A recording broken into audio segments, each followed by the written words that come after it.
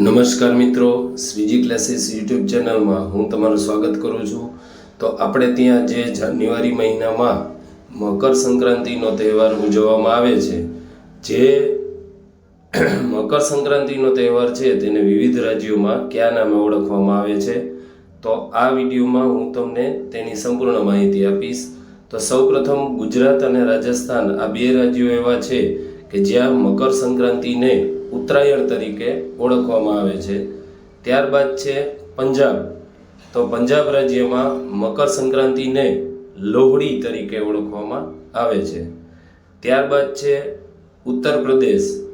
ઉત્તર પ્રદેશમાં મકર સંક્રાંતિને સંક્રાંતિ નામે ઓળખવામાં આવે છે। ત્યારબાદ છે તમિલનાડુ। તો તમિલનાડુ જે રાજ્ય છે તેમાં મકર સંક્રાંતિને પોંગલ તરીકે ઓળખવામાં આવે છે। ત્યારબાદ છે કેરળ, કર્ણાટક અને આંધ્રપ્રદેશ।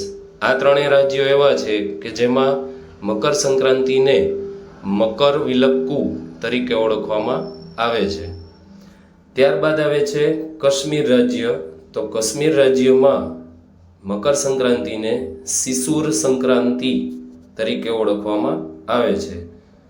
મધ્યપ્રદેશમાં સંક્રાંત, હરિયાણા અને હિમાચલ પ્રદેશમાં મગહી કે માઘી સાજી, એટલે કે હરિયાણા અને હિમાચલ પ્રદેશમાં મકર સંક્રાંતિ એટલે કે ઉત્તરાયણને મગહી અથવા તો માઘી સાજી તરીકે ઓળખવામાં આવે છે।